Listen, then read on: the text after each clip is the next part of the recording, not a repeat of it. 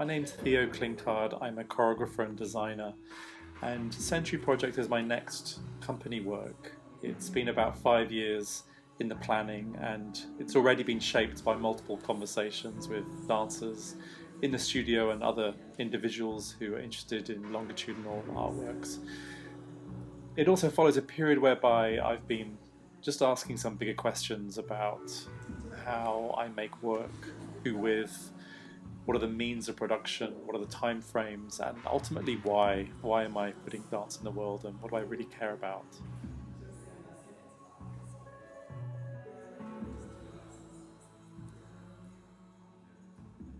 Century Project takes place across a series of durational events held every 5 years. These 10-hour events are embodied by a group of 7 professional dancers, and each time there's a new event, so every 5 years, a new generation of dancers take on the work. The dancers are invited to find someone to take on their role for the next event. So there's something very personal about how the work is passed on and actually cast by the people involved in the project.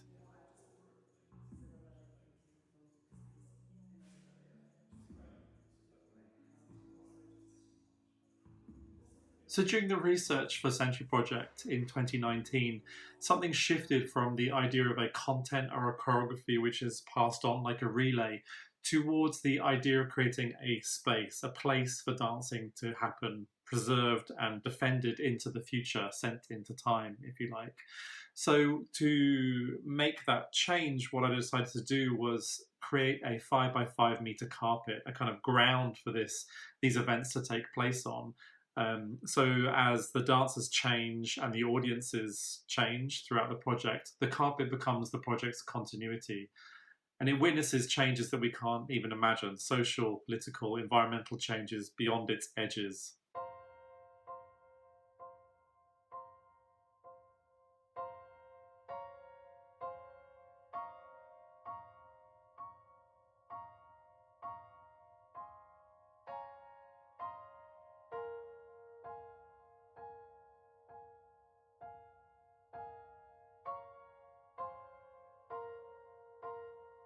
So I've been making the carpet myself here at home. I have a handmade loom, and I've been inviting people to donate t-shirts. So the t-shirts I cut up and weave to make the carpet.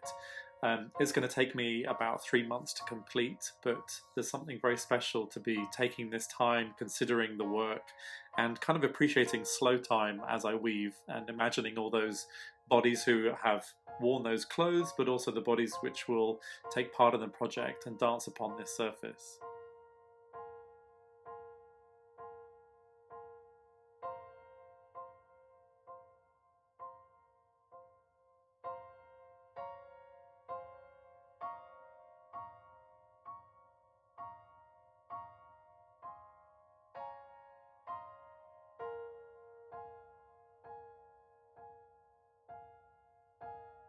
With Century Project, my choreographic gesture, if you like, is the whole system, the structure of the work. So an organization of people, space and time across 100 years. However, in terms of what takes place upon the carpet, I feel something much more akin to a host. Hosting a place where dancing can happen, where dancing did happen and will happen.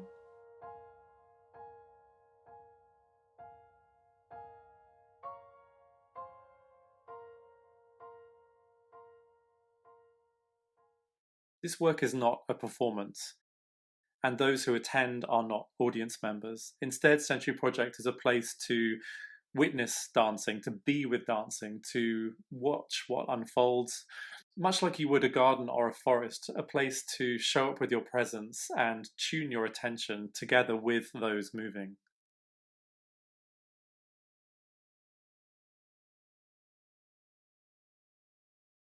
So across this 10-hour durational event, this open practice, there really is the potential for all kinds of things to happen, for moving together, for touch, for care practices, for conversation, for doing, for writing, for drawing. And as part of that, each dancer has a notebook, and this notebook is passed down the timeline of that dancer.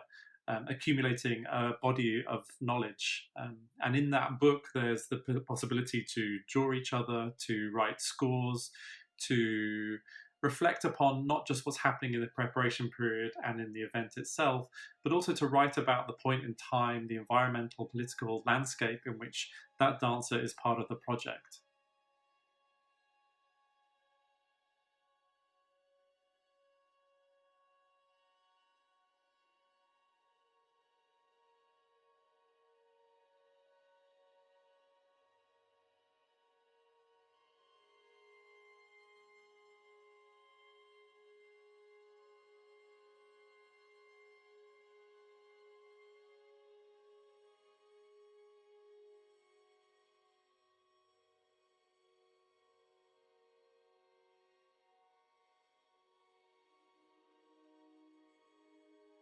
So the event itself takes place from midday until 10 p.m. And I think of these 10 hours as a representation of the 100 years of the Meta project. So therefore, every 30 minutes is a stand-in for a 5-year period. And as a way to keep a sense of this bigger project, we'll be speaking the date at every half-hour interval. So if we're able to launch the project as we hope in 2020, come 12:30, we'll hear 2025. At 1 p.m., an hour into the project, 2030, 2035. So marking the dates of the projected future events and when they take place.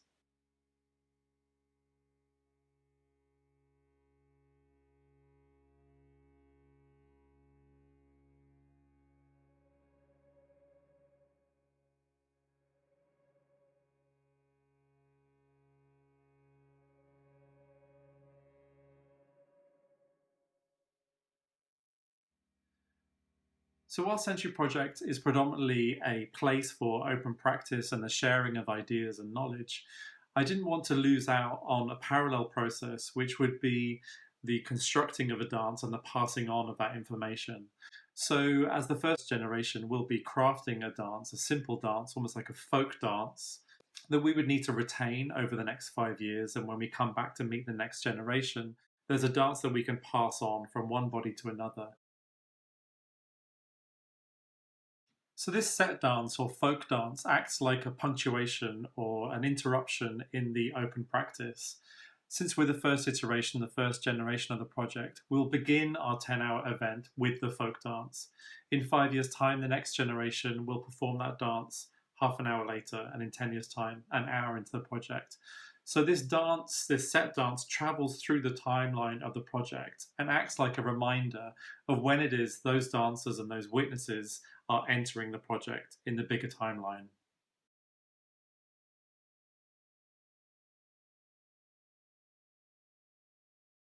Future generations who are part of this project will have the opportunity to write back dancers who've been part of the project in the past. So, say it's 2060, and that current generation know that they'll be doing their folk dance at 4 p.m. They are able to invite back a previous generation, so another generation can enter the space, join them on the carpet, and do the folk dance at their allotted time. So, if it's the group from 2030, say, they would be dancing that at 1 p.m. Here at the beginning of the 100-year plan, Century Project could feel a little bit kind of like an exercise or quite hypothetical, but I think that there's an opportunity for it to build its poetry as it goes on. An accumulation of people who've been part of this project and something about the aging body or understanding our mortality even. I've invited composer James Keane, a regular collaborator of mine, to write an original piece of music for the folk dance itself. Outside of this, it felt really important that the dancers are able to self-elect what kind of music they want to hear. So we've decided to have an open Spotify account available to them in the space so that they can choose what they want to dance to, what they want to share with each other, and also they can sense the mood of the work from the inside.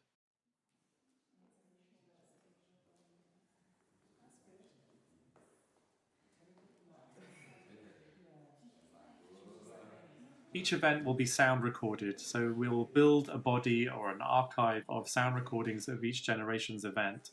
And for future iterations, there'll be the possibility to play those live, so they'll be able to fade up a previous generation. So, say it's 5 p.m., they'll be able to hear what dancers were doing 25 years ago at that same point in time, or fade up another year. So we might have a current generation dancing to the sound of a previous generation at any given point.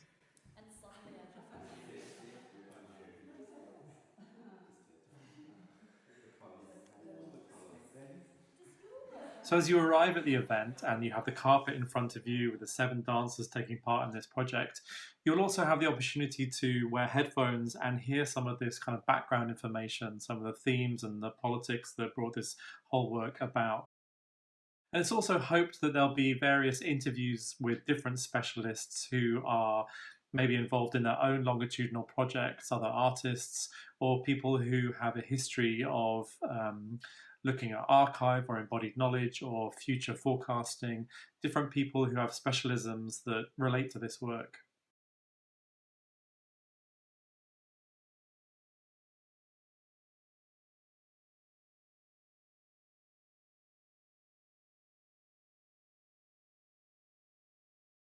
The Century Project will launch at Wainsgate Dances, which is at Wainsgate Chapel here in Hebden Bridge, run by some brilliant artists, Charlie Morrity and Rob Hopper. The work itself would work with different host organizations every 5 years. So, working with an organization to take care of the objects, the carpet, the books, the recordings, but also to work with that current generation on finding space for them to rehearse the project, to find a beautiful old space to house the event, and for different organizations to talk to each other. So essentially, this work can move geographically to different locations, even around the world. So during the research period in 2019, Cat Bridge, my producer, and myself went to meet with different organizations who purchase and restage live works. And through these conversations, we're able to ascertain what kind of documents they have or they wish they had from artists who have existing works which they are in the process of trying to restage. And through these conversations, we were able to ascertain what kind of instruction lists or what kind of rule bases we might need going forwards, and also to understand what kind of trustee groups you might need in order to preserve or protect the work through time.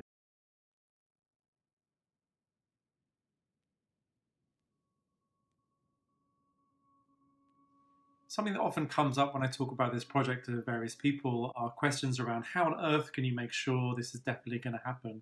How can you be sure that there'll be the possibility for it to take place or that people will be interested enough?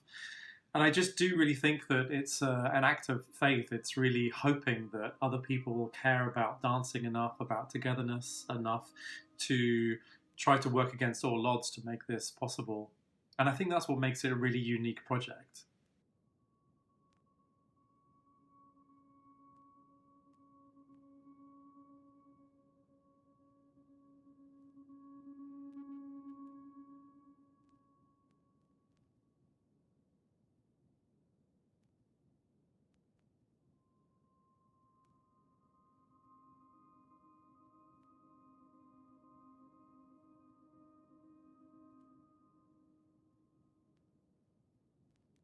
Whilst in many ways this work remembers backwards or projects forwards into the future, it really exists through many present moments and multiple dancing bodies. And I think that's why this feels like it's a project which is about foregrounding the work and the role of the dancer.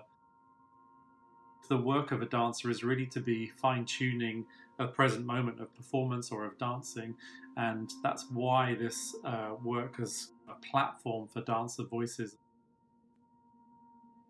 An ongoing theme of my more recent choreographic work has been looking at ways in which I'm able to facilitate dancing rather than authoring it in the more traditional sense. And I really feel like Century Project is a culmination of those existing works and processes that I've been in.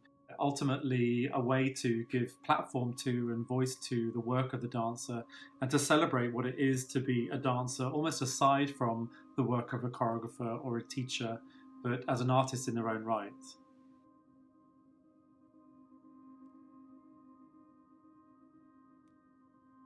There's 2 women whose work has been really influential for me as both teacher and fellow dancer, and that's the late Jill Clark and also Rebecca Hilton, who now teaches at DOC in Stockholm. And through the reading of their work, I've really understood there to be a wish to look at how the knowledge of the dancer, the diplomacy, the care, the empathy, can be translated into a kind of wider landscape, can go beyond the choreographic object or the culture of dancing, but actually tools for living.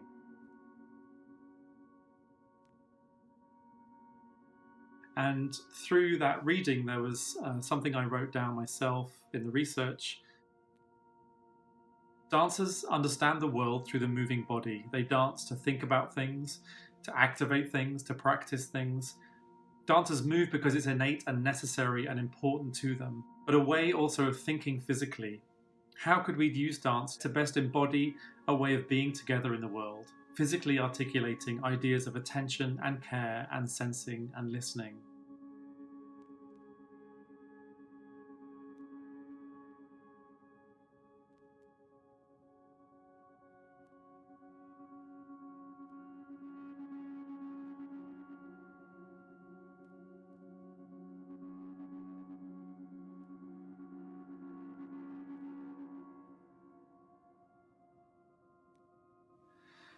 I do feel like the current situation that we're in, the lockdown and the virus that we're all facing at the moment, has somehow recontextualized this whole project. So whilst it's been the planning for 5 years, current events have really shifted this awareness around our need for touch, our need for collecting collectively and for togetherness, and how that's kind of central to our understanding of how we are human, our sense of self and our sense of being part of something bigger.